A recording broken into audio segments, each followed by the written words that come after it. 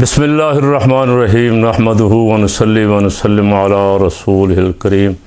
बहुत सारी ख़बरें गर्दिश कर रही हैं कि ख़ान से बड़ी मुलाकात हुई है जेल में। और इससे पहले इतवार वाले दिन गंडापुर साहब की मुलाकात हुई। मैं इन ख़बरों पे ज़्यादा एतमाद तो नहीं करता, लेकिन बहुत ज़ोर व शोर से गर्दिश कर रही हैं।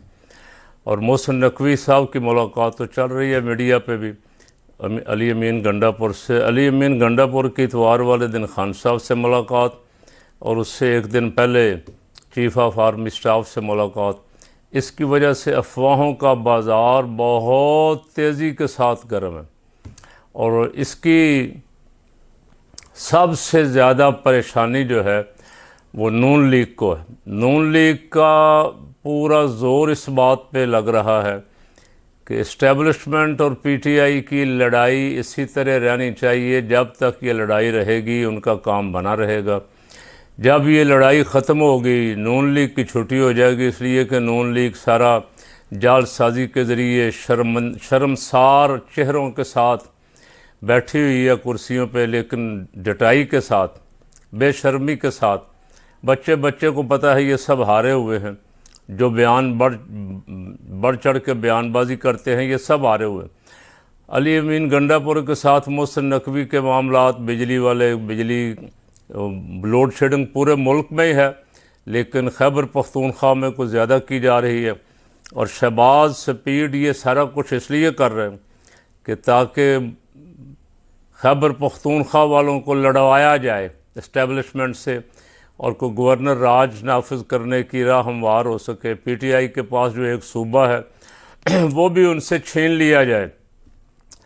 मोहसिन नकवी जब बैठ के मुलाकात कर रहा है इसके साथ, अली अमीन गंडापुर के साथ, तो उससे नून लीग को डरना चाहिए।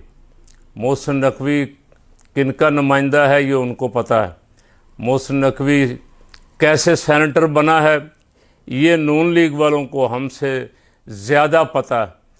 तो अफवाहें इसीलिए ज़ोर पकड़ रही हैं कि इस्टेब्लिशमेंट की लड़ाई पहले तो पीटीआई के साथ थी, 8 फरवरी को अवाम के साथ भी हो गई, और अदलिया के साथ आजकल जो मैच पड़ा हुआ है, जज भी खड़े हो गए हैं। ज़ाहिर है जो कुछ हो रहा था, जो कुछ किया जा रहा था 9 मई से पहले का किया जा रहा है। खान पे कातलाना हमला तो 9 मई से पहले हुआ था, 9 मई तो बाद में बनाया फिर जो कुछ भी हुआ। इससे पहले जो कुछ भी किया जा रहा था, 25 मई को लोगों के घरों पे जिस तरह हमले किए गए, ये बहाना बनाना कि 9 मई की वजह से सारा कुछ हुआ, ये बिल्कुल किसी सूरत भी काबिल कबूल नहीं है। इसलिए कि जुल्म इससे पहले शुरू हो गया था। जो तय कर लिया गया था कि उनको दूर करना है, ख़त्म करना है, उनका निशान उड़ाना है, उनकी पार्टी ख़त्म करनी है, उनको इलेक्शन नहीं लड़ने देना, लोगों से प्रेस कॉन्फ्रेंसें करवानी। इस सब कुछ का नतीजा उलट निकला। अवाम और ज़्यादा खड़ी होती गई इमरान खान के साथ, अवाम की हमदर्दियाँ और बढ़ती गईं, और उसका नतीजा 8 फरवरी को निकला। अब अवाम को चूँकि पता है वोट हमने किसी और को दिया है, हुकूमत कोई और कर रहा है, तो अवाम इसे मानने के लिए तैयार नहीं, आलमी इदारे इसे मानने के लिए तैयार नहीं, इंटरनेशनल इस्टेब्लिशमेंट भी परेशान है, और जो कर्ज़ देने वाले पाकिस्तान को इदारे, IMF वगैरह और आलमी बैंक और ये और वो भी इस हुकूमत को मानने के लिए तैयार नहीं हैं। सऊदी शहज़ादे ने आने से इनकार कर दिया। अभी एक ख़बर छोड़ी है शहबाज साहब ने अमारात की 10 अरब डॉलर की, वो सिर्फ़ अपने आप को तसल्लियाँ देने के लिए, अवाम को दिलासा देने के लिए और बेवकूफ़ बनाने के लिए छोड़ी। इतना जुल्म जितना इस 16 महीने पहले इन्होंने हुकूमत में किया और फिर अब आपके कर रहे हैं। पाकिस्तान की तारीख़ में हमने मार्शल अयूब खां का देखा, छोटे ज़रूर थे लेकिन होश थी। फिर ज़ियाउल्लाह का मार्शल भी देखा, याह्या खां का मार्शल भी देखा, परवेज़ मुशर्रफ का भी देखा। इतनी बदतरीन आमरीयत किसी दौर में भी नहीं देखी जितनी इस वक्त। साइफर केस में बिल्कुल फ़ैसला करीब है, और ख़तरा था उनको कि आज या कल शाह महमूद कुरैशी साहब छूट जाएंगे, तो उससे 2-3 दिन पहले उन पे 9 मई के 8 और मुकदमात दर्ज कर लिए गए हैं। अब ये जो हरकत है, ये जो घटिया तरीन हरकत है, ये कौन कर रहा है और इसका मक्कू किसने ठपना है? अदालत ने।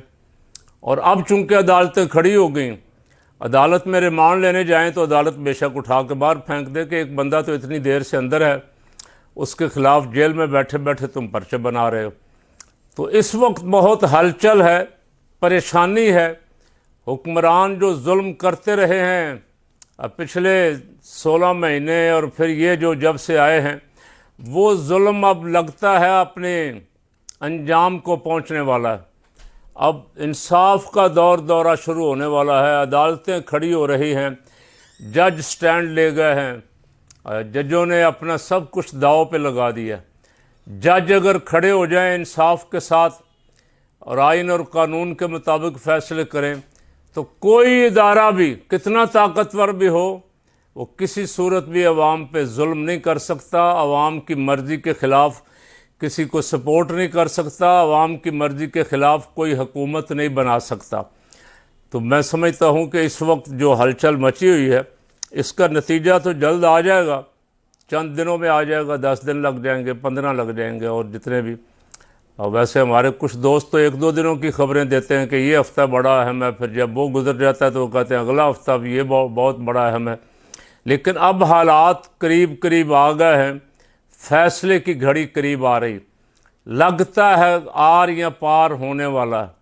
और नून लीग पे इस वक्त सकूत मर्ग तारी है, परेशानी का आलम है। और कोशिश कर रहे हैं कि हम ज़रा अपना काम बूट पॉलिश वाला और तेज़ करें, ताकि इस्टेब्लिशमेंट या हमें लाने वाले किसी और तरफ ना देखें। लेकिन वो देखने वाले मजबूर हैं, और क्यों ना देखें। अब वो उनको पता है कि अवाम की हिमायत भी आहिस्ता आहिस्ता खो रहे हैं, इदारों की हिमायत भी खो रहे हैं, अदलिया की हिमायत भी खो रहे हैं, इंटरनेशनली हिमायत भी खो रहे हैं। अक्लमंदी का तकाजा तो यही है कि जो अवाम का फ़ैसला है, अवाम जो चाहते हैं, हमारे मुक़्तदर इदारे भी वो चाहें जो अवाम चाहते हैं, ताकि अवाम के और उनके दरमियान प्यार, मोहब्बत, एतमाद, इत्तेहाद, इत्तेफाक का रिश्ता जो है ये बरकरार रहे। ये मुल्क के इस्तेहकाम के लिए, मुल्क की तरक्की के लिए, मुल्क के नाकाबिल तस्खीर दिफा के लिए बेहद ज़रूरी। कल आपने भी देखा, मैंने भी देखा वो क्लिप, मोदी बढ़ के लगा रहा है, मजाक उड़ा रहा है। मैं बग़ैर किसी वीज़े के नवाज शरीफ के घर ऐसे चला गया था जैसे कोई दुल्हा ससुरालियों में जब जी चाहे मुँह उठा के चला जाता है। और मैंने ये किया, मैंने उनको ये किया, मैं उनको घुटनों पे ले आया हूँ। एटमी पावर होने का मजाक भी उड़ा रहा था, लेकिन कोई जवाब नहीं आया उसका। जिनको जवाब देना चाहिए था, अब वो तो ज़ाहिर है उनको ही तो वो इशारे कर रहा था कि मुल्क का बेड़ा गर्क उन्होंने किया, जो मेरे एजेंट थे और जो मुझे बग़ैर वीज़ों के बुलाते थे और मुझे सर पे उठाते थे कि मोदी साहब आ रहे हैं सीधे अफ़गानिस्तान से, पाकिस्तान आ रहे हैं, सीधे आ रहे हैं। अब उनमें से किसी एक और कोई नहीं तो ये तारड़ जो है बच्चा जमूरा, ये ही बोल पड़ता, ये भी नहीं बोला। ये बोलते हैं अवाम के ख़िलाफ़, ये बोलते हैं किसानों के ख़िलाफ़, ये बोलते हैं असातिज़ा अगर को अपने मुतालबात लेके आ जाए, ये बोलते हैं अगर को क्लर्क बेचारे कभी बाहर आ जाए, इंडिया के ख़िलाफ़ ये बोल दें, सवाल ही पैदा नहीं होता। इनकी माँ मर जाए अगर ये इंडिया के ख़िलाफ़ को लफ्ज़ कह जाए।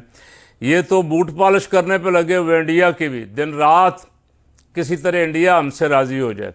तो पाकिस्तान को मुस्तहकम सियासी हुकूमत की ज़रूरत है और मर्दों की ज़रूरत है, मर्दों की, जिनमें मर्दानगी, जो मर्दों की तरह बात करें, मर्दों वाले काम करें और दुश्मन का मर्दाना वार मुकाबला करें और आंखों में आंखें डाल के बात करें। दुश्मन खौफजदा हो जिनको देख के कि ये हकीकी लीडर है अवाम का, इसके साथ बात करते हुए 1000 दफ़ा सोचना पड़े उनको। तो हालात बड़े तेज़ी के साथ अदल बदल हो रही है। आप और हम दुआ करें कि अल्लाह करे को बेहतरी निकले, इसमें से को खैर निकले, अल्लाह शर से महफूज फरमाए और शर पसंदों से जिन्होंने पाकिस्तान पे नाजायज़ कब्ज़ा किया हुआ है और उनके चेहरे बता रहे हैं, ख़बर यह है मियाँ साहब कल को तकरीर करने जा रहे हैं। मियाँ साहब अगर जुर्रत का मुजाहरा करें, मैं को पेशनगोई वगैरह नहीं करता, मियाँ साहब अगर जुर्रत का मुजाहरा करें तो पुराने रोने की बजाय मियाँ साहब कल हुकूमत से अलहदगी का ऐलान करके ये कहें कि हम गलत हुकूमत में आए हैं, नाजायज़ आए हैं, हमारा मैंडेट बनता नहीं था, हमें ज़बरदस्ती बिठाया गया, हम हुकूमत छोड़ रहे हैं, अवाम में जा रहे हैं।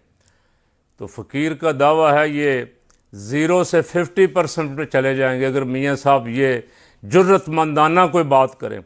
अगर मियाँ साहब ने अपने रोने रोए, और अब तो ज़ाहिर है रोने तो उनके पहले भी थे और अब और बढ़ रहे हैं रोज़ बरोज़ कि भाई वज़ीर आज़म है और मियाँ साहब कुछ भी नहीं है। अब मियाँ साहब इस परेशानी, मियाँ साहब को ये नहीं है कि भाई वज़ीर आज़म है या बेटी वज़ीर आला। मियाँ साहब अपनी ऐसे लोग जो हवस परस्त और इक़्तिदार परस्त होते हैं वो अपनी ज़ात से बाहर नहीं निकलते, उनको हर सूरत मैं जब आपने तकरीर सुनी ना, नवाज़ शरीफ ने मोटरवे बनाया, नवाज़ शरीफ ने एयरपोर्ट बनाया, नवाज़ शरीफ साहब उस मैं से बाहर आज तक नहीं निकल सके। देखें कल क्या करते हैं। यौम तकबीर है, अल्लाह ने जिस दिन पाकिस्तान ने एटमी पावर होने का ऐलान किया था, और मैं उन मुजाहिदों के लिए ख़ुसूसन डॉक्टर अब्दुल कदीर ख़ान और जितने भी अफराद ने उस पाकिस्तान को एटमी पावर बनाने में अपना अपना किरदार अदा किया, उन सब को सलाम अक़ीदत पेश करता हूँ। अल्लाह उनकी कब्रों पे करोड़ों रहमतें नाज़िल फरमाए और ये मुल्क जो है ये हमेशा नाकाबिल तस्खीर रहे, दुश्मन इससे जलता रहे और ये मुल्क फलता फूलता रहे।